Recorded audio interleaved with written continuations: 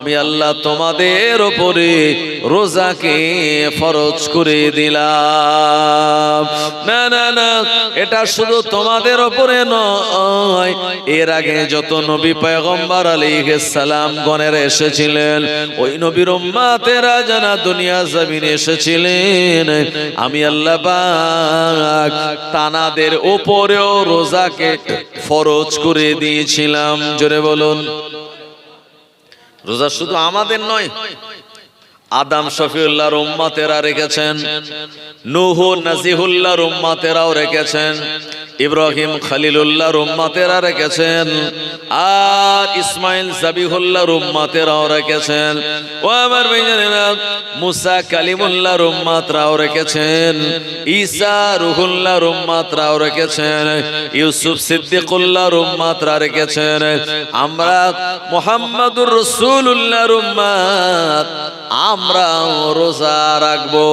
ও আমার ভাইজানেরা, রমজানুল মুবারক মাসকে আল্লাহ পাক তিন ভাগে ভাগ করলেন। আউয়ালুহা রাহমাতুন, প্রথম 10টি রোজা হলো রহমতের রোজা। ওয়া আওসাতুহা মাগফিরাতুন, 11 থেকে 20টা রোজা হলো মাগফিরাতের রোজা, জীবনের গুনাহসমূহ ক্ষমার রোজা। ওয়া আখিরুহা ইতকু মিনান নিরান, 21 থেকে 30টা রোজা হলো আমার আল্লাহর আযাবে জাহান্নাম থেকে নিষ্কৃতি নাজাত পাওয়ার রোজা। জোরে বলুন। ও আমার ভাইজানেরা, রমজান মাস মুমিনের জন্য মেহমান। রমজানুল মুবারক মাস যখন আগমন করে, আল্লাহর মুমিন বান্দা বান্দিরা খুশি হয়ে যায়। যেমন আত্মীয় আসলে গরম খাবার, নরম বিছানা তানার জন্য দেওয়া হয়, মুমিন অপেক্ষা করে রোজা কবে আসবে। রমজান মাস যখন আগমন করে, মুমিনের মনটা খুশিতে ভরে যায় এবং এই রমজান মাসের সঙ্গে তারা ভালো আচরণ করে, এ মাসের হকগুলি তারা পালন করে। ও নবীর উম্মত-উম্মাতানিরা, রমজান মাস যখন আগমন করে, আল্লাহ নবী জানিয়ে দিলেন, ইজা জাআ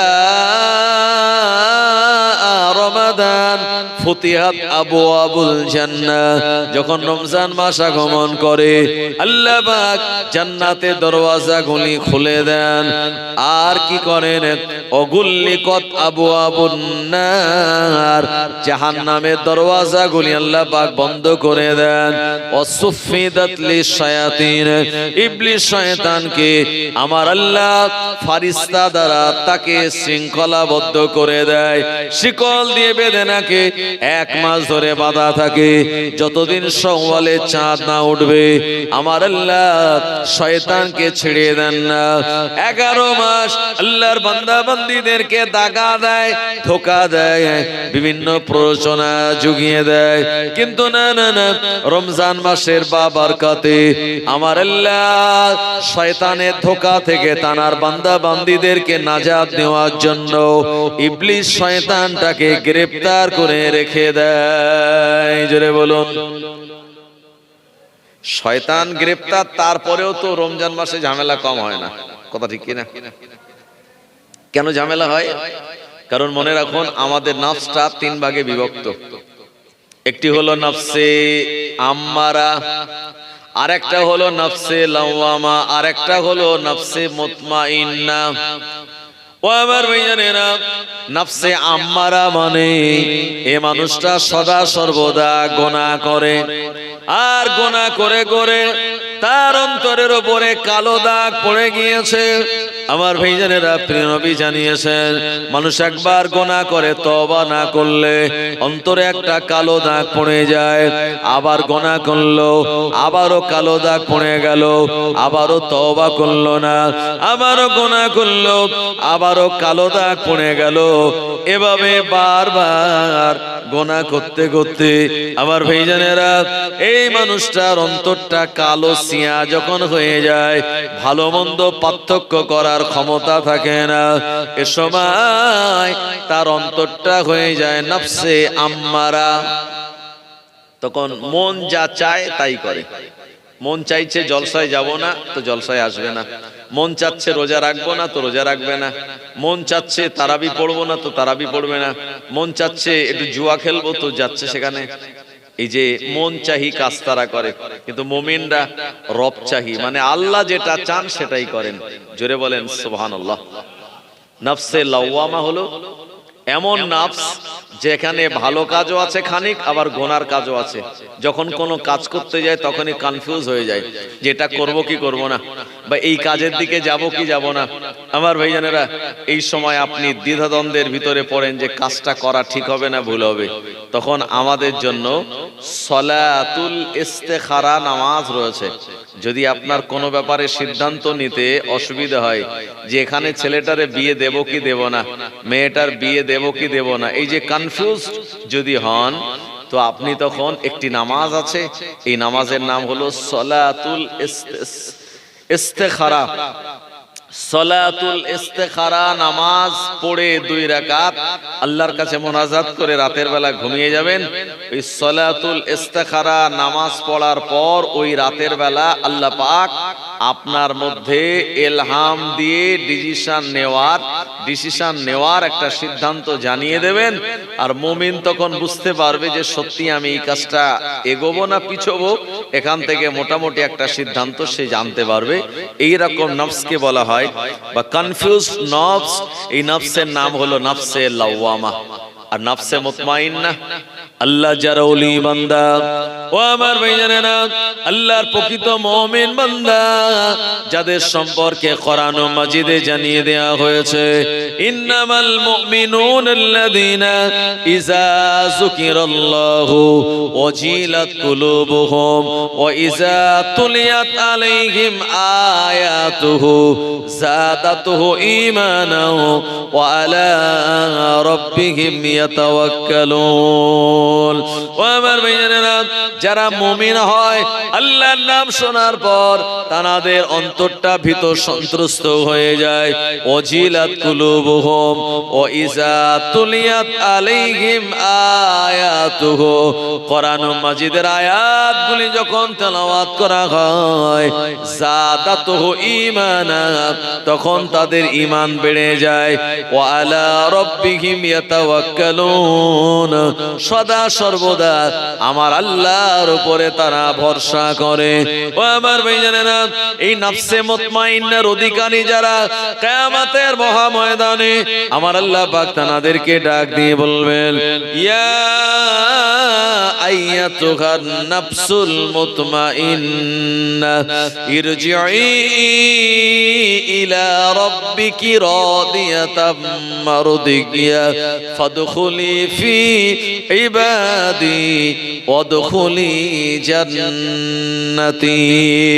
আমার আল্লাহ পাক জানিয়ে দেবেন, হে নফসে মুতমাইন্নার অধিকারীরা, এমন করে ইরজিই ইলা রাব্বিকি রাদিয়াতাম মারদিয়া, চলে এসো আল্লাহ পাকের রেজামন্দির দিকে, চলে আসো আল্লাহর সন্তুষ্টির দিকে। ফাদখুলি ফি ইবাদি, প্রবেশ করো আল্লাহর নেক বান্দাদের দলে। ওয়াদখুলি জান্নাতি, এবং আল্লাহ পাকের জান্নাতে প্রবেশ করো। জোরে বলুন। এনারা হলেন নফসে মুতমাইন্নার অধিকারী। ভাই আমি যা বলছি বুঝতে পারছেন আপনারা না? প্রবলেম হচ্ছে আমার ভাইজানেরা? তো দুনিয়াতে যারা এই নফসে মুতমাইন্নার অধিকারী, ভাই এই রমজান মাস তাদের কাছে আসবে, আসার আগেই তারা আনন্দ চিত্তে এই মাসের অপেক্ষা করে। ভাই আকাশে যখন চাঁদ উঠবে, আগামী বুধবার সম্ভবত আমরা রমজান শরীফের চাঁদ দেখতে পাবো। তো নবীজি বলেছেন, চাঁদ দেখে তোমরা চাঁদকে সালাম দেবে, একটা দোয়াও পড়বে। দোয়াটা কি? আল্লাহুম্মা আহিল্লাহু আলাইনা বিল আমনি ওয়াল ঈমান ওয়াসসালামাতি ওয়াল ইসলাম রব্বি ও রব্বুকাল্লাহ। প্রিয় নবী চাঁদ দেখে তিনি এই দোয়া পড়তেন, আমাদেরকেও পড়ার জন্য বলেছেন। আমার ভাইজানেরা, আকাশে নতুন চাঁদ উঠলে এই চাঁদটাকে দেখে আপনি সালাম দেবেন এবং চাঁদ দেখে দোয়া করবেন, আমার আল্লাহ পাক আপনার নামায় আমলে সুন্নাত পালনের সওয়াব দেবেন। আল্লাহ নবী জানিয়ে দিলেন, মান তামাসসাকা বিসুন্নতি ইনদা ফাসাদে উম্মতি ফালাহু আজরু মিয়াতা শাহীদ আও কামা ক্বালা নবী সাল্লাল্লাহু আলাইহি ওয়াসাল্লাম। প্রিয় নবী আমার জানিয়ে দিলেন, এমন করে আমার সুন্নাতের অপমাননার সময় আমার কোন উম্মত যদি একটা সুন্নাত পালন করে, জিন্দা করে, আমার আল্লাহ ওই বান্দার নামায় আমলে 100 শহীদের সওয়াব দান করে দেন। আরো জোরে বলেন সুবহানাল্লাহ। তো রমজান আমাদের কাছে গুরুত্বপূর্ণ একটি মাহিনা, কারণ রমজান মাসেই তো কোরআনুল মাজিদ নাজিল হয়েছিল। আল্লাহ শুনিয়েছেন, ইন্না আনজালনাহু ফি লাইলাতিল কদর। ইন্না মানে নিশ্চয়ই, আনজালনা মানে আমি নাজিল করেছি, আনজালনা হু এই হুয়ের এজাফাত কোরআনুল মাজিদের দিকে।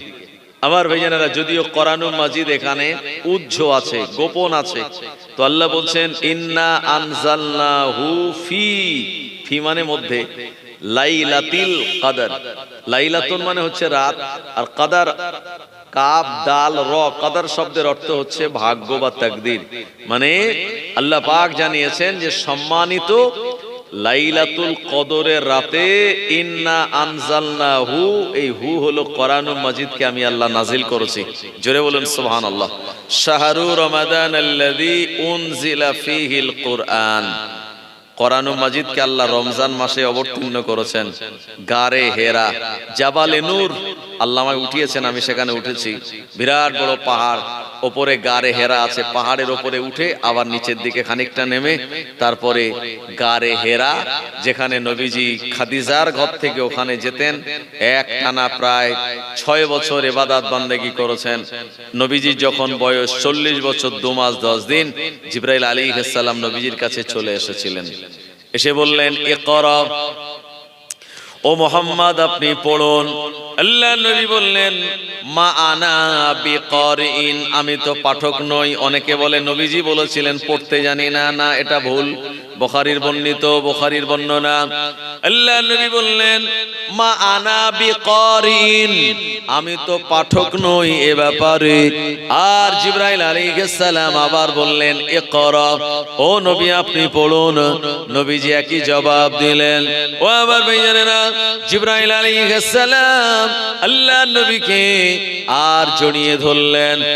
অনেক আমরা যেমন ঈদের দিনে করি, আল্লাহ নবীকে জড়িয়ে ধরে আলতো করে চাপ দিয়ে ছেড়ে দিয়ে বললেন, ইকরা, ও নবী আপনি পড়ুন। আল্লাহ নবী তেলাওয়াত করতে লাগলেন, ইকরা বিসমি রাব্বিকাল্লাযী খলাক, খলাকাল ইনসানা মিন আলাক, ইকরা ও রাব্বুকাল আকরামুল্লাযী আল্লামা বিল কলম, আল্লামাল ইনসানা মা লাম ইয়ালাম। সূরা আলাকের 5 আয়াত নাজিল হয়ে গেল। ও আমার ভাইজানেরা, জওয়ানেরা, যুবকেরা, যে রাতে কোরআনুল মাজিদ নবীজির কাছে নাজিল হয়েছিল, এই রাত ছিল লাইলাতুল কদরের রাত। জোরে বলুন। এই জন্য রমজান মাসে কোরআন শরীফ বেশি বেশি তেলাওয়াত করার বিধান এসেছে। অন্য মাসে তেলাওয়াত করলে যে সওয়াব, রমজান মাসে কোরআন শরীফের একটি লফজ পড়লে আল্লাহ অন্য সময় পড়লে 10টা সওয়াব দেবেন, আর রমজান মাসে পড়লে 70টা সওয়াব দেবেন। জোরে বলেন। রমজানুল মুবারক মাসের এত দাম, এত বরকত আল্লাহ নবী জানিয়ে দিলেন।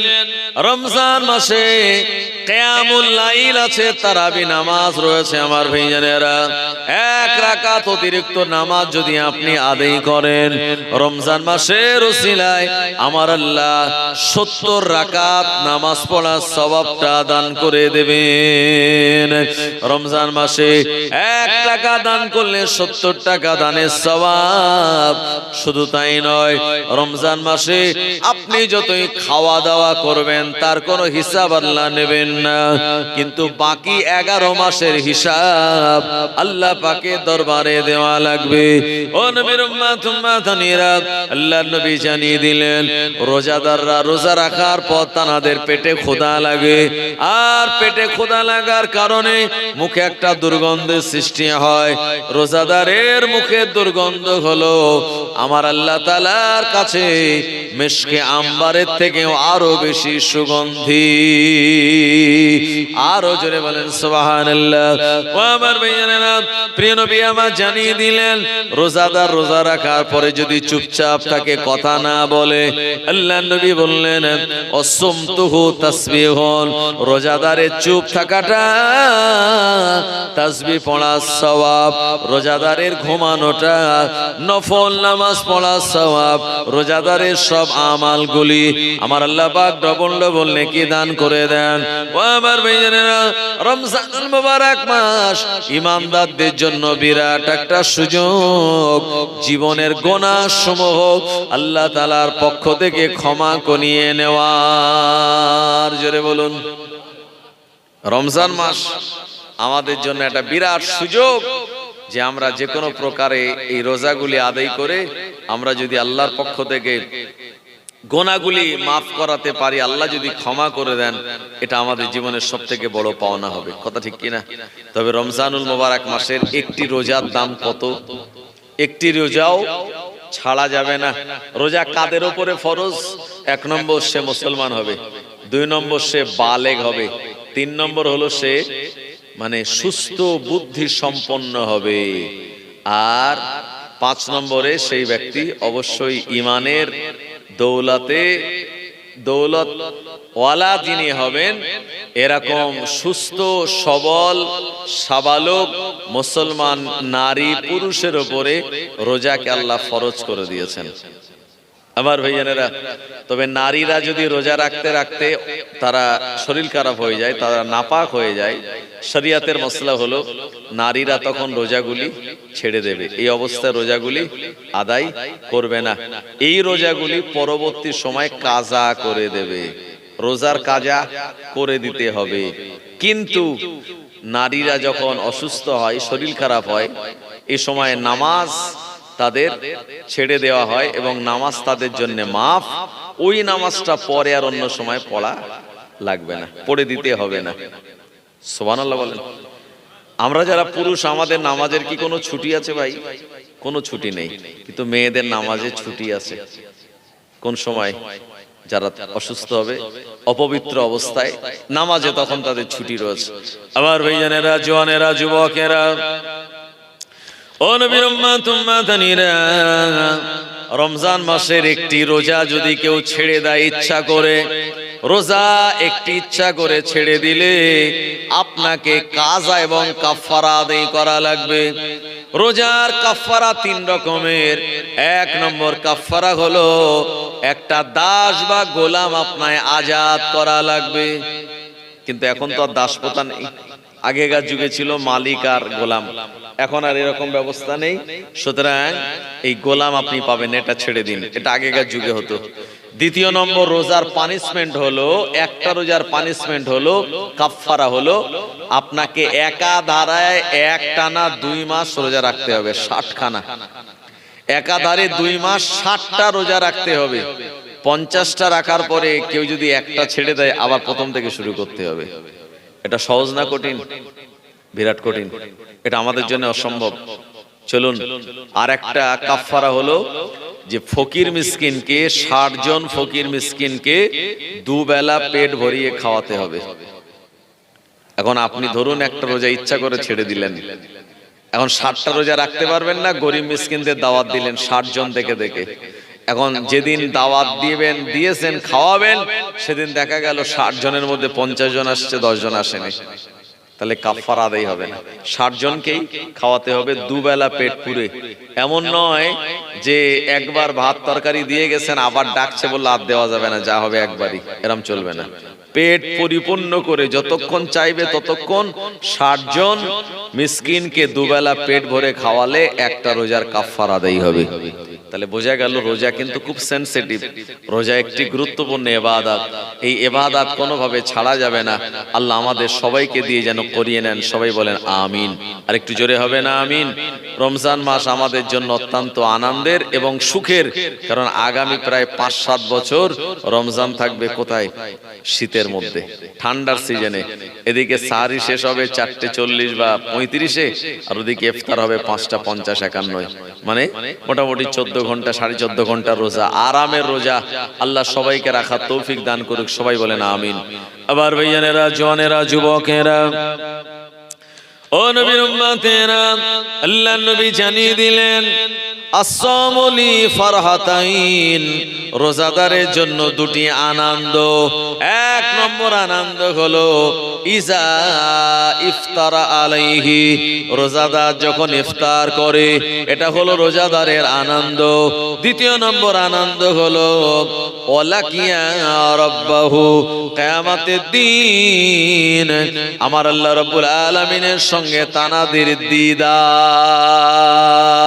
জওয়ানেরা, যুবকেরা, প্রিয় নবী আমার জানিয়ে দিলেন রোজাদার যদি চুপচাপ থাকে আল্লাহ তাসবিহ পড়ার সওয়াব দান করে দেন। রোজাদার যদি ঘুমিয়ে যায় আল্লাহ নফল ইবাদতের সওয়াব দেন। রোজাদারের ভালো আমলগুলি আমার আল্লাহ বেশি বেশি অতিরিক্ত সওয়াব দান করে দেন। ও নবীর উম্মত উম্মতানিরা, জওয়ানেরা, যুবকেরা, রোজাদারের প্রথম আনন্দ হলো ইফতারের সময় দুনিয়াতে আর ভালো ভালো খাদ্য খাবার নিয়ে অপেক্ষা করে কখন মসজিদে মাগরিবের আযান দেবে, আমি অনেক কিছু খেয়ে নেব। কিন্তু রোজাদারের ইফতারের ভিতরে আমার আল্লাহ পাক এত বরকত দান করে দেন, অল্প খাওয়ার পর আপনার তৃপ্তি চলে আসে, পেট ভরে যায়। কিন্তু ইফতারের আগে সামনে অনেক খাবার দেখে মনে হয় আমি সব খেয়ে নিলেও পেট ভরবে না। মনে হয় কি হয় না? খাবার সামনে তো ভাবছেন যে আজকে অনেক খাবো আমি, কিন্তু এমন নেয়ামত, আপনি পানি খেলেন, খেজুর খেলেন, খানিকটা খাওয়ার পর পেট ভরে গেল। মানে এটি বরকত, আল্লাহ তাআলার পক্ষ থেকে রহমত, অল্পতে আপনার পেট ভরে আপনি ইতমিনান হয়ে গেলেন। আবার ভাইজানেরা, ও জওয়ানেরা, যুবকেরা, রোজাদারের জন্য দ্বিতীয় আনন্দ হলো ইজা লাকিয়া রাব্বাহু, যখন কিয়ামতের দিন মহান আল্লাহ রাব্বুল আলামিন তিনি দিদার দেবেন। কিয়ামতের মহাময়দানে যেদিনটা অনেক কঠিন দিন হবে, যেদিন সম্পর্কে আমার আল্লাহ পাক শুনিয়েছেন আল-ইয়াওমা নাখতিমু আলা আফওয়াহিহিম ওয়া তুকাল্লিমুনা আইদিহিম ওয়া তাশহাদু আরজুলুহুম বিমা কানু ইয়াকসিবুন। আল-ইয়াওমা নাখতিমু আলা আফওয়াহিহিম, এদিন আল্লাহ পাক এই জবানটাকে বন্ধ করে দেবেন, মুখে মোহর মেরে দেবেন। আর আমাদের হাত, আমাদের পা, ও আরজুলুকুম, আমাদের পা, আমাদের হাত আমাদের কৃতকর্মের সাক্ষী দেবে। আমার ভাইজানেরা, মনে রাখুন এই হাত আমার, কিন্তু এটি আমানত। আমানত কাকে বলে? আমানত হলো যে মালটা আপনার কাছে গচ্ছিত কিন্তু তার মালিকানা অন্যজন, এই মালটার আপনি আমানতদার। আর এটি যদি আমানত না রাখতে পারেন তো এটা খেয়ানাত করলে পরে আমার আল্লাহ রাব্বুল আলামিনের দরবারে কৈফিয়ত দেওয়া লাগবে। বুখারীতে একটি হাদিস এসেছে কিতাবুল ঈমান নামক বাবে। ভাই, বুখারী শরীফ হলো কোরআন শরীফের পরে সবথেকে দামি কিতাব। আর বুখারী শরীফ দুটি খণ্ডে বিভক্ত, বুখারী আউয়াল, বুখারী সানি। এই টোটাল বুখারী শরীফের ভিতরে ৭,২৭৫টা হাদিস আছে। যিনি লিখেছেন ওনার নাম হলো আবু আব্দুল্লাহ মুহাম্মদ বিন ইসমাইল বিন ইব্রাহিম বিন বারদিস বাল জুফি। ১৯৪ হিজরিতে জন্মগ্রহণ করেছিলেন, ২৫৬ হিজরিতে ইমাম বুখারী উজবেকিস্তানের বোখারা নগরীতে ইন্তেকাল করেন। আমার ভাইজানেরা, তো ইমাম বুখারী রাহমাতুল্লাহ আলাইহির লিখিত কিতাব কিতাবুল ঈমান একটি হাদিস এসেছে। নবীজি বলেছেন, লা ঈমানা লিমান লা আমানাত লাহু ওয়ালা দীনা লিমান লা আহাদা লাহু, আও কামা ক্বালা নবী সাল্লাল্লাহু আলাইহি ওয়াসাল্লাম। প্রিয় নবী আমার জানিয়ে দিলেন, যার ভিতরে আমানত দাঁড়িয়ে থাকবে না, তার ভিতরে ঈমান থাকবে না। ওয়ালা দীনা লিমান লা আহাদা লাহু, যার ভিতরে ওয়াদা অঙ্গীকার ঠিক নাই, তার ভিতরে দ্বীন ও স্থান পেতে পারে না। ও আমার ভাইজানেরা, এই হাত আল্লাহ আমাদের দিয়েছেন, এই হাতের মালিক কিন্তু আমার আল্লাহ। পা আল্লাহ আমাদের দিয়েছেন, এই পায়ের মালিক কিন্তু আমার আল্লাহ। আল্লাহ আমাদের চোখ দিয়েছেন, এর মালিক আল্লাহ। আমাদের ব্যবহার করার জন্য আল্লাহ দিয়েছেন। কান দিয়েছেন আল্লাহ, ব্যবহার করার জন্য। আমাদের দাঁত দিয়েছেন আল্লাহ, আমাদের ব্যবহার করার জন্য। মনে রাখুন, আমাদের এই বডির মালিক কিন্তু আল্লাহ, আর আমাদেরকে আমানত স্বরূপ দিয়েছেন। আপনি যদি এই হাতের আমানত খেয়ানত করেন, কিয়ামতের মহাময়দানে হাত আপনার বিরুদ্ধে সাক্ষ্য দেবে। যদি অঙ্গ প্রত্যঙ্গ গুলো আমাদের হতো, তাহলে কিয়ামতের দিন অঙ্গ প্রত্যঙ্গ আমাদের হয়ে সাক্ষ্য দিত। জি, তা দেবে না। কিন্তু আল্লাহ বলেছেন, কিয়ামতের দিন মুখ বন্ধ হবে, অঙ্গ প্রত্যঙ্গ সাক্ষী দেবে আমাদের কৃতকর্মের। তাই এই হাত, চোখ, নাক, কান আমাদের হলেও এটি আমাদের ব্যবহারের জন্য আল্লাহ দিয়েছেন, মালিকানা কিন্তু আল্লাহর। এই জন্যে আপনার শরীরের কোনো অঙ্গ আপনি দান করতে পারেন না, এটা শরীয়তে নিষিদ্ধ।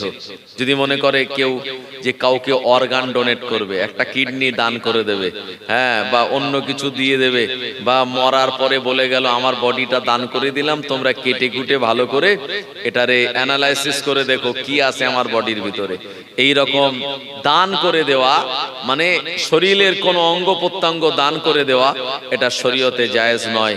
কেন জায়েজ নয়? কারণ এটি আমানত আল্লাহ দিয়েছেন আমাদের, এটির খেয়ানত আমরা করতে পারি না। আমার ভাইজানেরা, ও জওয়ানেরা, যুবকেরা, নবীর উম্মতেরা, এমন করে আর কিয়ামতের মহাময়দানটা কঠিন দিন হবে, যেদিন সম্পর্কে আল্লাহ পাক কোরআন মাজিদে শুনিয়েছেন, ইয়াউমা ইয়াকুমুর রূহু ওয়াল মালাইকাতু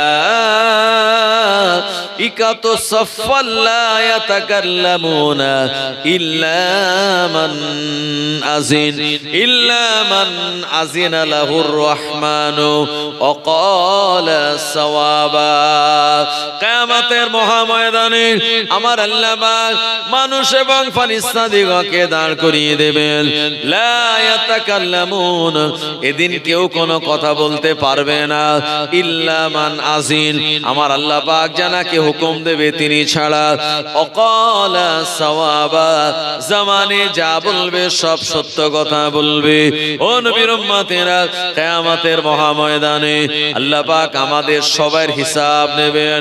জীবন যৌবনটা কোন বয়সে আমরা কাটালাম, কিভাবে টাকা ইনকাম করলাম, কিভাবে খরচ করলাম, নামাজ আমরা কিভাবে কাজা করলাম, কোন নামাজগুলি আমরা কিভাবে ছেড়ে দিয়েছি, সব হিসাব আল্লাহ রাব্বুল আলামিন বান্দা বান্দীদের থেকে নেবেন।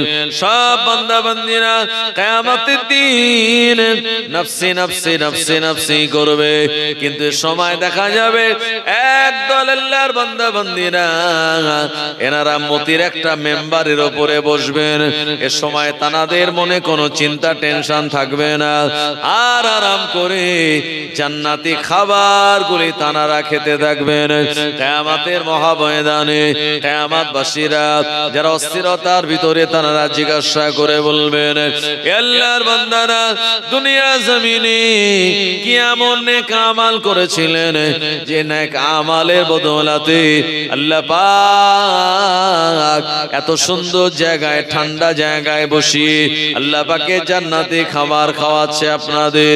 ও আমার ভাইজানেরা, জওয়ানেরা, যুবকেরা, নবীর উম্মতেরা, এ সময় আর আল্লাহ রাব্বুল আলামিন তিনি নিজে জবাব দিয়ে বলবেন, এ আমার বান্দারা, আজকে কিয়ামতের দিন আমি যাদেরকে নিরাপত্তা দিয়েছি, যাদের মাথার উপরে সূর্যের তাপের আলো লাগে না, আর যারা জান্নাতি খাবার খাচ্ছে আনন্দের সঙ্গে, এরা আর অন্য কেউ নয়, এরা হলো দুনিয়ার জমিনের রোজাদার। সারাদিন তারা না খেয়েছিল আমি আল্লাহ আমাকে রাজি আর খুশি করানোর জন্য। তাদের কাছে টাকা পয়সা খাদ্য থাকলেও তারা হাত বাড়ায়নি, শুধুমাত্র আমার হুকুমকে পালন করার জন্য। আমি আল্লাহ ওয়াদা করেছিলাম আমার রোজাদার বান্দা বান্দি দেখে আমি আল্লাহ নিজে পুরস্কৃত করব। আসসামুলি ওয়ানা আজিজ বিহি, এ কারণে আর আমি আল্লাহ আমার পক্ষ থেকে এই রোজাদার বান্দা বান্দিদের পুরস্কৃত করা হলো। জোরে বলেন, আরো জোরে বলেন সুবহানাল্লাহ। ও আমার ভাইয়েরা, এই জন্য রোজা যদি আদায় করতে পারি আমরা, আর আল্লাহ পাক যদি কবুল করে নেন, এর জন্য আল্লাহ পাক আমাদের জান্নাত দিয়ে দেবেন। ও আমার ভাইয়েরা, রমজান মাসে সাদকায়ে ফিতর আদায় করা লাগে। আপনার পরিবারের বাচ্চারা যারা নাবালক তাদের পক্ষ থেকে আপনি ফিতরা দিয়ে দেবেন। ও আমার ভাইজানেরা, শুধু তাই নয়, যে সন্তান মায়ের গর্ভে যদি ঈদের নামাজের আগে ভূমিষ্ঠ হয় তার ফিতরা দেওয়া লাগবে। ঈদের নামাজের পরে ভূমিষ্ঠ হলে আর তার ফিতরা দেওয়ার প্রয়োজন নাই। ও আমার ভাইজানেরা, জওয়ানেরা, যুবকেরা, নবীর উম্মত, রমজান মাসে বেশি বেশি কোরআন শরীফ তেলাওয়াত আল্লাহ তাআলার কাছে পছন্দনীয়। এবং রমজান মাসে কিয়ামুল লাইল আমার আল্লাহ পাকের দরবারে বড় পছন্দনীয়। ওমিনাল লাইলি ফাতাহাজ্জাদ বিহি নাফিলাতাল লাক আসা আইয়াবআসাকা রাব্বুকা মাকামাম মাহমুদা।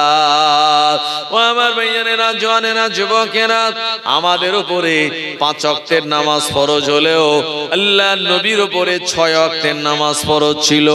অতিরিক্ত যে নামাজ আল্লাহ আমাদের নবীর উপরে ফরজ করেছিলেন, এই নামাজের নাম হলো তাহাজ্জুদের নামাজ। আমার আল্লাহ পাক শুনিয়েছেন, হাবিব এ রাতের বেলা তাহাজ্জুদের নামাজ আদায় করার কারণে আমি আল্লাহ তোমাকে মাকামে মাহমুদ দান করে দেব। আরো জোরে বলেন সুবহানাল্লাহ। মাকামে মাহমুদ হলো এমন একটা জায়গা, যে জায়গায় গিয়ে আল্লাহ পাকের দরবারে প্রশংসা করলে, আল্লাহ পাকের দরবারে দোয়া করলে, ওই মাকামে মাহমুদের ভারিত্বের কারণে আমার আল্লাহ ওই দোয়াটা কবুল করে নেবেন। ও আমার ভাইজানেরা, জওয়ানেরা, যুবকেরা, নবীর উম্মতেরা, দুনিয়া জমিনে আর রমজানুল মুবারক মাসের রোজা যেমন নবীজি রেখেছেন, রাতের বেলা তাহাজ্জুদের নামাজ আদায় করেছেন। ও আমার ভাইজানেরা, এই তাহাজ্জুদের নামাজ যদি আপনার আমার জীবনে চলে আসে, আমার আল্লাহ পাক দুনিয়া জমিনে আপনাকে সম্মানিত বানিয়ে দেবেন। আরো জোরে বলেন সুবহানাল্লাহ। আমার ভাইজানেরা, তাহাজ্জুদের নামাজ একটি গুরুত্বপূর্ণ ইবাদত। আম্মা জান ফাতেমা রাদিয়াল্লাহু আনহা, যিনি রাতের বেলা কিয়ামুল লাইল করতেন, এই তাহাজ্জুদের নামাজ তিনি আদায় করতেন। হাদিসের ভিতরে এসেছে, নবীজি যুদ্ধের ময়দান থেকে অনেক দাস দাসী পেয়েছেন আর সাহাবে কেরামদের মাঝে তিনি বন্টন করছেন। এ সময় ফাতেমা রাদিয়াল্লাহু আনহা তিনি চাইলেন মনে মনে যে আমাকে আব্বাজান যদি একটা দাসী বা কাজ করার একজন গোলাম দিত তো আমার জন্য একটু ভালো হতো। তো উনি চিন্তা ভাবনা করে কথাটা আম্মা আয়েশা রাদিয়াল্লাহু আনহাকে বলেছেন, আম্মা আপনি একটু বলবেন আমার হয়ে, আমি বলতে পারছি না, এটা আমার কাছে লজ্জা লাগে। আমার ভাইয়ানেরা, ও নবীর উম্মতেরা, এ সময় প্রিয় নবীর কাছে আর বিবি আয়েশা রাদিয়াল্লাহু আনহা গেলেন। ও আমার ভাইয়ানেরা, বিবি আয়েশা রাদিয়াল্লাহু আনহা আল্লাহর নবীকে বললেন, আল্লাহর নবীকে বললেন, আসসালাতু ওয়াসসালামু আলাইকা ইয়া রাসূলুল্লাহ হাবিবাল্লাহ। হুজুর, আপনি যে দাস দাসীগুলি বিতরণ করেন, আপনার কন্যা ফাতেমা এইরকম একটা দাসী তিনি চেয়েছেন। আল্লাহর নবীর বিবি বললেন, ফাতেমা বলেছে, আর চাকা ঘোরাতে ঘোরাতে জাতায় আটা জব পিষতে পিষতে হাতে ঠোলা পড়ে গেল, এমন করে কুয়া থেকে পানি পানি তুলতে তুলতে কোমরে ব্যথা হয়ে গেল। সংসারে কাজ কাম করা ফাতেমার একাধারে একটু কষ্টের হয়। আপনি যদি একটা দাসী দেন ফাতেমার বড় উপকার হয়। আল্লাহ নবী বললেন, ও আয়েশা, আমার কন্যা ফাতেমাকে ডাক দাও। আম্মাজান ফাতেমা চলে গেলেন। ফাতেমা যাতাই কোনো নারী নয়, আম্মাজান ফাতেমা হলো আল ফাতিমাতু সাইয়্যিদাতুন নিসাই মিন আহলিল জান্নাহ। জান্নাতে যত নারীরা যাবে, জান্নাতে যত মেয়েরা যাবে, সবাইয়ের আর সরদারিনী করে আমার আল্লাহ ফাতেমাকে বানাবেন। আরো জোরে বলেন সুবহানাল্লাহ। প্রিয় নবী সাল্লাল্লাহু আলাইহি সাল্লাম বললেন, এ আমার বিবি আয়েশা, ফাতেমাকে ডাকো, আমি তার সঙ্গে কথা বলবো। নবীজির কাছে ফাতেমা এসেছেন। নবীজি কি বলছেন জানেন? নবীজি বলছেন, এ ফাতেমা, আমি তোমায় বড় মহব্বত করি, ভালোবাসি। তুমি একটা দাসী চেয়েছো, একটা গোলাম চেয়েছো, সংসারে যাতে তোমার হাতের কিছু কাজ করে দেয়। না না না, কোন দাসী গোলাম আমি তোমায় দেব না মা, এর থেকে দামি একটা জিনিস তোমায় দেব। এই জিনিসটা যদি তুমি ধরে রাখতে পারো, আমাল করতে পারো, আমার আল্লাহ তোমার উপরে বড় রাজি আর খুশি হয়ে যাবে।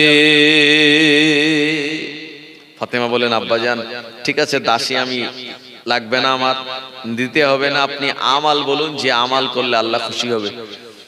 আল্লাহ নবী বললেন, এ ফাতেমা, এশার নামাজের পর 33 বার সুবহানাল্লাহ, 33 বার আলহামদুলিল্লাহ, 34 বার আল্লাহু আকবার বলবে। আর বদৌলতে, এই আমালের বদৌলতে আমার আল্লাহ পাক তোমাকে সম্মানিত বানিয়ে দেবেন। আরো জোরে বলেন সুবহানাল্লাহ। ও আমার ভাইজানেরা, এই জন্য এই আমালটাকে বলা হয় আমালে ফাতিমি।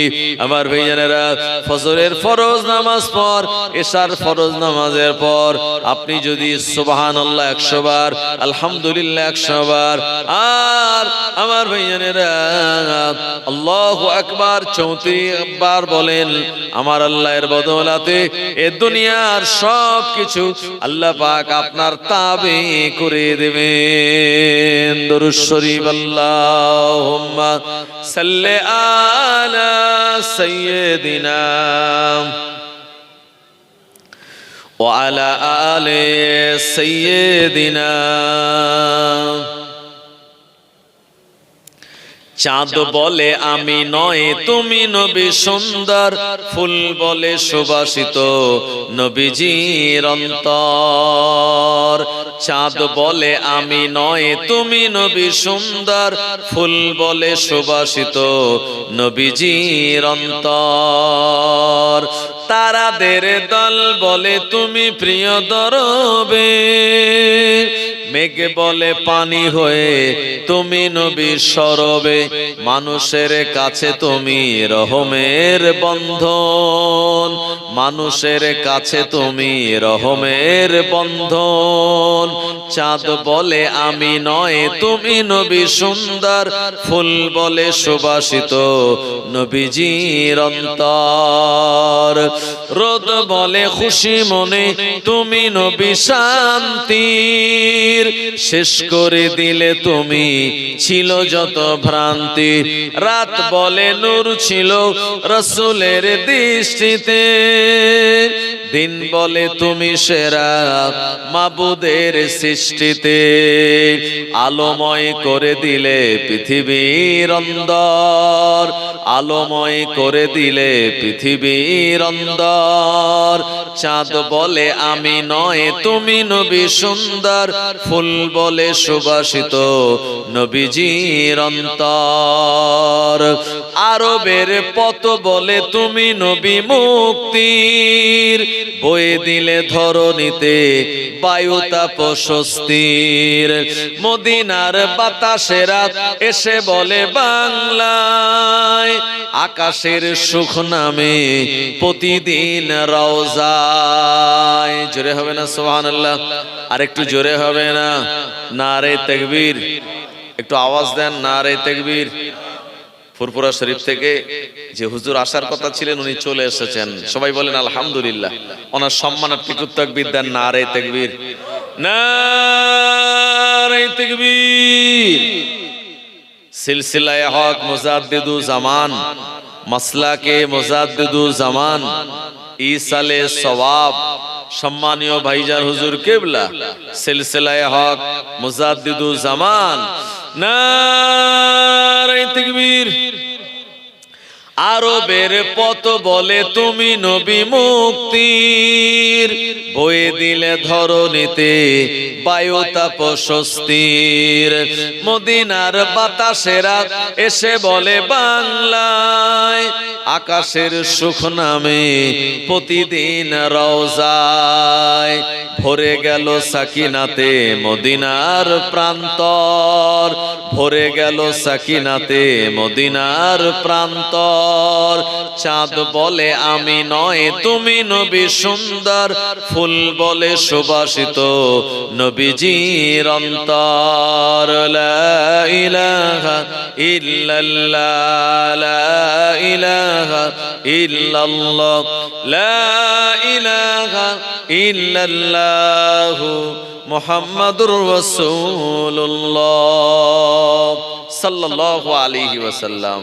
ये तो दुनिया है, यहाँ नेक काम करोगे तो सवाब पाओगे और गुनाह करोगे तो अजाब पाओगे। ये दुनिया में इंसान क्या खोया और क्या पाया। फिल्म आया तो इल्म गया, क्रिकेट आया तो काम गया, टीवी आया तो नींद गया, मोबाइल आया तो मुलाकात गया, रिवायज आया तो सुन्नत गया, बैंक आया तो बरकत गया और दौलत आया तो मोहब्बत गया। কথা ঠিক কি না আমার ভাইজানেরা? এজন্যে আমাদের কপাল একদিকে ভালো। কোন দিকে?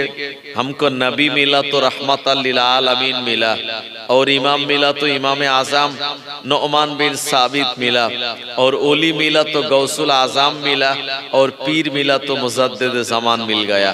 জোরে বলেন সুবহানাল্লাহ। আমার ভাইজানেরা, আমরা হলাম মাসলাকে কি মুজাদ্দিদু জামানের অনুসারী অনুগামী। আমরা মাযহাবে হানাফি। ভাই আমরা হাত এখানে বাঁধি না, আমরা হাত বাঁধি নাভির নিচে। কথা ঠিক কিনা? তারাবি নামাজ আমরা 8 রাকাত পড়ি না, আমরা 20 রাকাত পড়ি। এই যে হানাফি মাযহাবের অনুসারী আমরা, এটা একটা বিরাট বড় আল্লাহ তাআলার পক্ষ থেকে নেয়ামত। ইমামে আজম আবু হানিফা রাহমাতুল্লাহ আলাইহি, যিনি 80 হিজরিতে ইরাকের কুফা নগরীতে জন্মগ্রহণ করেছিলেন, আর 70 বছর বয়সে 150 হিজরিতে দুনিয়ার জমিন থেকে বিদায় নিয়েছিলেন। ইমামে আজম আবু হানিফা রাহমাতুল্লাহ আলাইহি, যিনি 40টা বছর এশার ওযুতে ফজরের নামাজ পড়েছেন। সুবহানাল্লাহ বলবেন না? তার মানে রাতের বেলা 40 বছর ঘুমায়নি। আর শরীয়তের মসলা হলো ঘুমালে ওযু আর থাকবে না। শুধু তাই নয়, আল্লাহর ওলি ইমামে আজম আবু হানিফা রাহমাতুল্লাহ আলাইহি, ও আমার ভাইজানেরা, একটানা 30টা বছর ধরে নফল রোজা তিনি আদায় করেছিলেন। ও আমার ভাইজানেরা, সারা বছরে 5 দিন রোজা রাখা হলো আমাদের জন্য হারাম। 5 দিন রোজা রাখা যাবে না। একদিন হলো ঈদুল ফিতরের দিন, দ্বিতীয় হলো ঈদুল আজহার দিন, আর ঈদুল আজহার পরে 3 দিন। এই টোটাল 5টা দিন বাদ দিয়ে ইমামে আজম নু'মান বিন সাবিত রাহমাতুল্লাহ আলাইহি 30টা বছর ধরে একটানা নফল রোজা আদায় করেছিলেন। জোরে বলেন সুবহানাল্লাহ। ও আমার ভাইয়েরা, জওয়ানেরা, যুবকেরা, ইমামে আজম আবু হানিফা রাহমাতুল্লাহ আলাইহি, যিনি ইরাকের কুফার জমিন থেকে একবার দুবার নয়, তিনি 50 বার পায়ে হেঁটে হজ করেছিলেন। এই যে আমাদের ভারতবর্ষের কেরলের একজন যুবক 2023 সালে হজ করতে বেরিয়েছিল। হ্যাঁ, নাম তানার শিহাব চত্তুর, কথা ঠিক কিনা? এখন সে গোটা ভারতবর্ষে কেন গোটা ওয়ার্ল্ডে ভাইরাল, কারণ সে পায়ে হেঁটে 8875 কিলোমিটার রাস্তা পাড়ি দিয়ে পায়ে হেঁটে তিনি হজ আদায় করেছেন।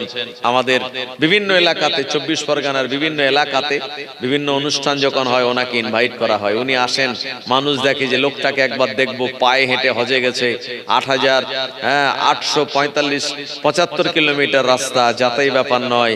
আরব সাগর দিয়ে সোজাসুজি গেলে 5000 প্লেনে, আর পায়ে হেঁটে গেলে সেটা আরো 3000 বেশি, কারণ সমুদ্র দিয়ে তো আর যাওয়া যাবে না, ঘুরপথে যেতে হবে।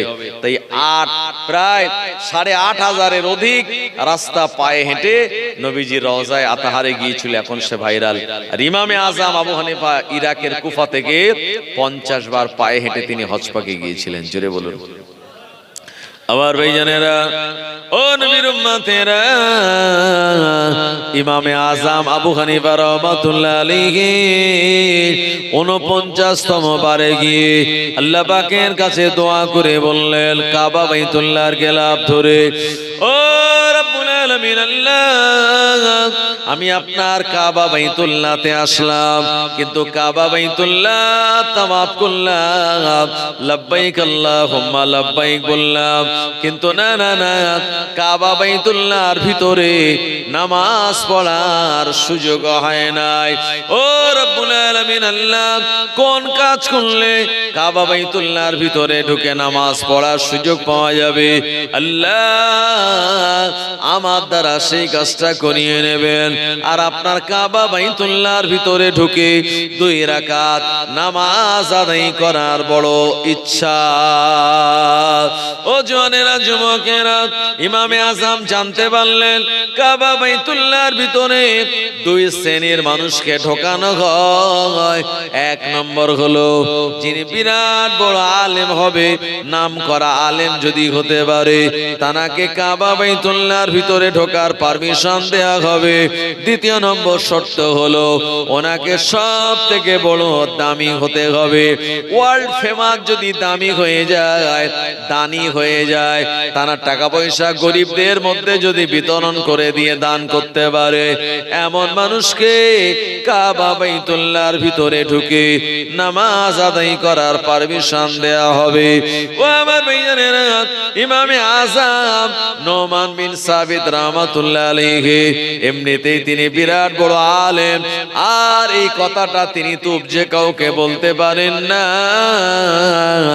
এ কারণে ইমামে আজম আবু হানিফা রাহমাতুল্লাহ আলাইহির বিরাট কাপড়ের ব্যবসা বিজনেস ছিল। ও আমার ভাইজানেরা, এই কাপড়ের ব্যবসা বিজনেস করে হুজুরের অনেক মুনাফা হয়েছিল, লাভ হয়েছিল। লাভের টাকাগুলি একটি ঘরের ভিতরে ছিল। ইমামে আজম দেরি না করে আল্লাহর কাবা বাইতুল্লাহর ভিতরে নামাজ আদায় করার নিয়াতে তার টাকা পয়সা যা ছিল গরিব অসহায় মধ্যবিত্তের মধ্যে দান করে দিল।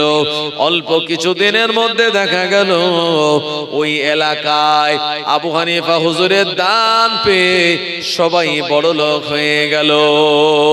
জোরে বলেন সুবহানাল্লাহ। এই কথাটা চারিদিকে ভাইরাল হয়ে গেল, সৌদি গভর্নমেন্টের কানে চলে গেল। এবছরের সবথেকে বেশি যিনি দান করেছেন উনি নোমান বিন সাবিত রাহমাতুল্লাহ আলাইহি। সৌদি গভর্নমেন্টের পক্ষ থেকে বলা হলো ওনাকে কাবা বাইতুল্লাহর ভিতরে ঢোকার পারমিশন দেয়া হবে। এমন করে ইমামে আজম আবু হানিফা হুজুর বললেন, ও বাদশা নামদার, আমাকে একা একা ঢোকার পারমিশন দিতে হবে। আমার ভাইজানেরা, বাদশা চিন্তা করলো একা একা কাবা বাইতুল্লাহর ভিতরে ঢুকবে, একটা গুপ্ত মানুষ তদন্ত করার জন্য তার পিছনে আমি দিয়ে রাখবো। আল্লাহ পাকের কাবা বাইতুল্লাহর ভিতরে ঢুকে ইমামে আজম নোমান বিন সাবিত তিনি কি করেন? ও আমার ভাইজানেরা, জওয়ানেরা, যুবকেরা, নবীর উম্মত উম্মাদানীরা, ইমামে আযম আবু হানিফা রাহমাতুল্লাহ আলাইহি এমন করে তানার 50তম বারে হুজুর যখন হজে গেলেন, সৌদি গভর্নমেন্টের পক্ষ থেকে তানায় সুসংবাদ দিয়ে বলা হলো, ও ইমামে আযম, আপনি এবছরে আর কাবা বাইতুল্লাহর ভিতরে ঢুকতে পারবেন, তবে বাদশা একজন লোককে তদন্ত করার জন্য ইমামে আযমের পিছনে পিছনে দিয়ে দিয়েছে। ও আমার ভাইজানেরা, ওই লোকটা ইনভেস্টিগেশন করে বলবে কাবা বাইতুল্লাহর ভিতরে ইমামে আযম এই দোয়া বাই কথা বলেছেন। ও আমার ভাইজানেরা, আর ইমামে আযম উনি কাবা বাইতুল্লাহর ভিতরে প্রবেশ করে 2 রাকাত নামাজে নিয়াত করলেন, আর প্রথম রাকাত নামাজে সূরা ফাতিহা শেষ করে সূরা বাকারা, সূরা নিসা, সূরা আনআম, সূরা আরাফ, সূরা আনফাল এভাবে করে 15 পারা কোরআন মাজিদ তেলাওয়াত করে এক রাকাত নামাজে 2টো সেজদা দিয়েছেন, আবারও দাঁড়িয়ে গেছেন। ও আমার ভাইজানেরা, আবার দাঁড়িয়ে দাঁড়িয়ে তেলাওয়াত শুরু করলেন, আর দেখা গেল তেলাওয়াত করতে করতে 16, 17, 18, 19, 20 থেকে শুরু করে একেবারে পরিপূর্ণ 30 পারা পর্যন্ত তিনি তেলাওয়াত করে, আর দ্বিতীয় রাকাত নামাজে তিনি রুকু সেজদা করলেন। ও আমার ভাইজানেরা, সারা রাত ধরে আর ওই ব্যক্তিটা তদন্ত করছিল ইমামে আযম কাবা বাইতুল্লাহর ভিতরে কি করে। ফজরের সময় যখন হয়ে গেল, ফজরের নামাজের আগে, ও আমার ভাইজানেরা, ইমামে আযম আল্লাহর কাছে দোয়া করে বলেন, ও রব্বুল আলামিন, আল্লাহ, আমি অনেক মাসলা লিখেছি, আল্লাহ, আমি অনেক মাসাইলের কথা লিখেছি, আর মানুষের কাছে এটা যেন গ্রহণযোগ্যতা পায়। ও রব্বুল আলামিন, আল্লাহ, আমার কিতাব, আমার মাসলা দেখে আর যারা ফতোয়া দেয়, আল্লাহ পাক আপনি তানাদের যেখানে ভালো জিনিসটা ঢুকিয়ে দেবেন, খারাপ জিনিসগুলি দূর করে দেবেন। ও রব্বুল আলামিন, আল্লাহ, আমি ইমামে আযম আবু হানিফা রাহমাতুল্লাহ আলাইহি দোয়া করি, আমার মাযহাবকে যারা মানে আর আমার মাযহাবকে আপনি কবুল করেন। এমন সময় গায়েবী ভাবে আওয়াজ দিয়ে বলা হলো, ও জগতের ইমাম, ইমামে আযম, তোমার এই খেদমত এবং কোরআন মাজিদ গোটা খতম করে 2 রাকাত নামাজের পরে দোয়া আল্লাহ পাকের দরবারে কবুল হয়ে গিয়েছে। আমার ভাইজানেরা, এই জন্য ইমামে আযম আবু হানিফা রাহমাতুল্লাহ আলাইহির আমরা ভালোবাসি, মোহাব্বত করি এবং তার মাসলাক আমরা মেনে চলি। শুধু তাই নয়, ইমামে আযমের ভিতরে আল্লাহ বিরাট ইলম দিয়েছিলেন। তৎকালীন জামানার এক বাদশা, সে বলে দিয়েছে তার স্ত্রীকে নিয়ে এক রাতের বেলা সফরে বেরিয়েছিল। চাঁদের গোল্ডেন আলো স্ত্রীর যখন এই মুখের উপরে পড়েছে, স্ত্রী এমনি সুন্দর দেখতে, আরো অনেক বেশি সুন্দর হয়ে গেল। বাদশা আবেগে বলে দিল, এ আমার বিবি, তুমি যদি চাঁদের থেকে সুন্দর না হও তাহলে তোমার উপরে 3 তালাক। তুমি যদি চাঁদের থেকে সুন্দর না হও তো বিবির উপরে তালাক। এখন বলেন তো, চাঁদ সুন্দর না, মানুষ সুন্দর? লা হাওলা ওয়ালা কুওয়াতা ইল্লা বিল্লাহ। আমার ভাইজানেরা, এ সময় সকাল হয়ে গেল। বাদশা চিন্তা করলো, গত রাতে একটা কথা বলে ফেলেছি, এই কথাতে স্ত্রী আসে না গেছে, একটু খবর নিয়ে দেখতে হবে। সব মুফতি সাহেবদের ফোন আপনার কন্টাক্ট করা হয়েছে তাদের সঙ্গে, তারা এসেছে। আর বাদশা নামদার বলছে, এই ব্যাপার, গতকাল এই কথা বলেছি রাতের বেলা, এখন বলেন আমার বিবি কি আসে না, আমার বিবি তালাক হয়ে গেছে। সব মুফতিরা ফতোয়া দিয়ে বলল, ও বাদশা নামদার, গত রাতের বেলা চাঁদকে দেখে স্ত্রীর সামনে যে কথা আপনি বলেছেন, না না না, আপনার বিবি আর নাই, আপনার বিবি তালাক হয়ে গিয়েছে। ও আমার ভাইজানেরা, সব মুফতিরা সেম টু সেম একই রকমের ফতোয়া দিয়ে দিল। এ সময় বাদশার মন খারাপ হয়ে গেল, এমন একটা কথা আমি আবেগে গত রাতের বেলা বলে ফেললাম, যে আবেগে কথাটা বলার জন্য আমার সুন্দরী বিবি তালাক হয়ে গেল। এই জন্য আবেগে কোনো কিছু করা ঠিক নয়, বিবেক দিয়ে করা ভালো। কারণ আবেগের কোনো মূল্য নাই, কিন্তু বিবেকের অনেক দাম আছে। কথা ঠিক কিনা? আবার ভাইজানেরা, বাদশার মন খারাপ। ওই এলাকা দিয়ে 10 বছরের একটা ছেলে যাচ্ছিল। বাদশার বাড়িতে এত মানুষের সমাগম দেখে জিজ্ঞেস করলো, কি হয়েছে এই জায়গায়? বলল, বাদশা গত রাতের বেলা এমন একটা কথা বলে দিয়েছে। ওই বাদশার বিবি তালাক হওয়ার জন্য বাদশার মন খারাপ, প্রজাদেরও মন খারাপ। ও আমার ভাইজানেরা, 10 বছরের যুবক বলল, একটুখানি ভিতরে যাওয়া যাক, বাদশার কাছে গিয়ে খবরটা নেই। বাদশার কাছে গেল, খবর নিল, দেখলে একই রকমের সমস্যা। ওই একই কথা বাদশা বলল। ও আমার ভাইজানেরা, জওয়ানেরা, যুবকেরা, এ সময় 10 বছরের ছেলেটা বলল, ও বাদশা নামদার, আপনি যদি আমায় অনুমতি দেন তাহলে আপনার ব্যাপারে আমি ফতোয়া দেব। 10 বছরের ছেলে, তুমি কি ফতোয়া দেবে? ও আমার ভাইজানেরা, 10 বছরের ছেলেটা বলল, ও বাদশা নামদার, গত রাতের বেলা চাঁদকে দেখে বিবির সঙ্গে যে কথা বলেছো, তোমার কথা অনুযায়ী তোমার বিবি তালাক হয় নাই। জোরে বলেন সুবহানাল্লাহ। সব মুফতি সাহেবরা বলে দিয়েছে তালাক হয়ে গেছে এই কথার দ্বারা। আর ইমামে আজম নোমান বিন সাবিত বলছেন, তোমার এই কথার দ্বারা বিবি কি হয়নি? তালাক হয়নি। বললো কেন? আবার ভাইজানেরা, জওয়ানেরা, যুবকেরা, অন্যান্য আলেম যারা ছিল অবাক হয়ে গেল। আমরা ফতোয়া দিলাম তালাক হয়ে গেছে, আর এই ছেলেটা বলছে তালাক হয় নাই। এ ছেলে, তুমি ফতোয়ার হাওলা দাও, রেফারেন্স দাও। রেফারেন্স ছাড়া তোমার ফতোয়া গ্রান্টেড নয়। ও আমার ভাইজানেরা, 10 বছরের ছেলেটা বলল, হুজুর আমি রেফারেন্স দেব দুনিয়ার কোন কিতাব থেকে নয়, আমি রেফারেন্স দেব মহান আল্লাহ রাব্বুল আলামিনের কোরআন মাজিদ থেকে।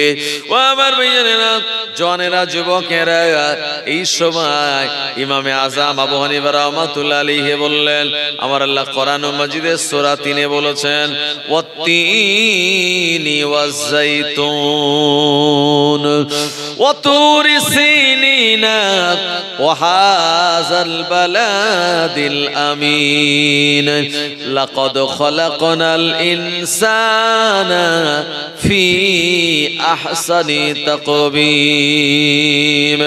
আল্লাহ বলেন, তিনের কসম, জাইতুন ফলের কসম, ওয়া তুরি সিনিন তুর পর্বতের কসম, ওয়া হাযাল বালাদিল আমিন নিরাপত্তার নগরী মক্কাতুল মুকাররমার কসম দিয়ে আল্লাহ পাক শুনিয়েছেন, লাকাদ খালাকনাল ইনসানা ফি আহসানি তাকবীম। অবশ্যই আমি আল্লাহ মানুষকে সুন্দর থেকে সুন্দরতম আকৃতিতে বানিয়েছি। জোরে বলেন সুবহানাল্লাহ। 10 বছরের ছেলেটা বলল, আল্লাহ পাকের কোরআনে কোন জায়গায় বলা নাই মানুষের থেকে চাঁদ সুন্দর, কিন্তু আল্লাহ বলেছেন আমি মানুষকে সব থেকে সুন্দর করে বানিয়েছি। সুতরাং এ কথা ফর্মুলা অনুযায়ী এমন করে চাঁদটাকে সুন্দর করে বানিয়েছেন, তবে তার থেকে আল্লাহ মানুষকে আরো সুন্দর করে বানিয়েছেন। ও বাদশা, এই কথা অনুযায়ী আপনার বিবি তালাক হয় নাই। আলেমরা অবাক হয়ে গেল, সবাই জানতে চাইলো ছেলেটাকে, এত অল্প বয়সে এত ইলম, এত জ্ঞান। এ সময় বলা হলো উনি আর অন্য কেউ নন, ওনার নাম হলো নোমান বিন সাবিত। তখন তার বয়স মাত্র 10 বছর। চিন্তা করেন, এই 10 বছর বয়সে যদি এই জ্ঞান, এই ইলম আল্লাহ দেয়, তো তানার যখন আরো বেশি বয়স হয়েছিল, আল্লাহ পাক তানাকে কি জ্ঞান আর ইলম দিয়েছিলেন। ইমামে আজম একটা জায়গায় তানার ছাত্রদের নিয়ে আলোচনা করছেন, আর কিছু ছেলেপুলে বল খেলছিল। এক শট মেরেছে আর বল গিয়ে হুজুরের মজলিসের মধ্যে পড়ে গেছে। একটা ছেলে বলছে, কি সর্বনাশ, এই বল তো হুজুরের মজলিসে পড়ে গেল। ইমামে আজান বলছেন যে বেয়াদবি হয়ে যাবে, বলটা কি করে আনা যাবে ওখান থেকে। আমার ভাইজানেরা, সরি, মানে ইমামে আজাম তো ওখানে বসে আছেন, আর আরো যারা ছেলেরা খেলাধুলা করছে তারা বলছে যে ওখানে ইমামে আজাম আছে আর ওই জায়গায় বল গেছে, কি করে আনা যাবে, বেয়াদবি হয়ে যাবে। তো ওখান থেকে একটা ছেলে বলছে, আরে ধর ইমামে আজম ছাড়ো, চলো আমি যাচ্ছি, গিয়ে বল আনছি। এখন মজলিসের মধ্যে বল, একটা ছেলে ডিঙিয়ে ডিঙিয়ে মানুষকে টপকে বলটা নিয়ে চলে গেল, বেয়াদবি করে, কোনো ব্যাপার না, লাপারওয়া। ইমামে আজম আবু হানিফা রাহমাতুল্লাহ আলাইহি, ও আমার ভাইজানেরা, ওখানে তিনি মাসলার কথা বলছিলেন, দার্স দিচ্ছিলেন, কিন্তু ছেলেটা অনুমতি নিল না, বেয়াদবি করে বেয়াদবের মতো বলটা নিয়ে যখন চলে গেল, ইমামে আজম নোমান বিন সাবিত রাহমাতুল্লাহ আলাইহি তানার মুহিব্বিনদের বললেন, এ বাবা আমার, মুরিদেরা, আমার ছাত্ররা, মনে রেখো এই ছেলেটার জন্মগত কোনো ত্রুটি রয়েছে। কি আছে? জন্মগত ত্রুটি। কথাটা ছোট না বড়? অনেক বড় কথা। আবার ভাইজানেরা, হুজুরের যারা ছাত্র তারা চিন্তা করলো, আমাদের হুজুর এইরকম একটা বিরাট বড় কথা বলে দিল ছেলেটার ব্যাপারে, একটু অ্যানালাইসিস করা লাগবে, তদন্ত করে দেখতে হবে কথাটা সত্য না মিথ্যা। ও জওয়ানেরা, যুবকেরা, ওই ছেলেটার পরিচয় ধরে তানার ঘরে যাওয়া হলো, আর তানার পরিবারের আশপাশের মানুষে জিজ্ঞেস করা হলো। আমার ভাইজানেরা, এ সময় সন্ধান পাওয়া গেল ওই যুবকের আব্বা দুনিয়া জমিন থেকে অনেক আগেই বিদায় নিয়েছে, আর এই যুবকের মা বিভিন্ন পরপুরুষের সঙ্গে তার কানেকশন, আর ওই কানেকশনের সন্তান হলো যে সেই বলটা কুড়িয়ে নিয়েছে। হুজুরের ছাত্ররা অবাক হয়ে গেল, হুজুর এটা না দেখে না জেনে কেমন করে বলতে পারলেন? ও আমার ভাইজানেরা, এই জন্য মানুষের ব্যবহার বলে দেবে এই মানুষটা ভদ্র না অভদ্র, মানুষের ব্যবহারই আপনার বলে দেবে তার বংশের পরিচয়টা কেমন। এজন্য এমন করে আর সুন্দরতম উত্তম আচরণ যেটি আমার আল্লাহ রাব্বুল আলামিনের বড় পছন্দ। ও আমার ভাইজানেরা, এজন্য আল্লাহ পাক আমাদের নবীকে সুন্দরতম আখলাক আর আদর্শ দিয়েছিলেন। আমার আল্লাহ পাক কোরআন মাজিদে শুনিয়েছেন, এমন করে প্রিয় নবী সাল্লাল্লাহু আলাইহি ওয়াসাল্লামকে আমি আল্লাহ উসওয়াতুন হাসানা দিয়েছি, উত্তমতম চরিত্র দিয়েছি। জোরে হবে না সুবহানাল্লাহ? প্রিয় নবী সাল্লাল্লাহু আলাইহি ওয়াসাল্লামের আদর্শ আখলাক ছিল অত্যন্ত সুন্দর। স্ত্রীদের সঙ্গে তিনি ভালো ব্যবহার করতেন।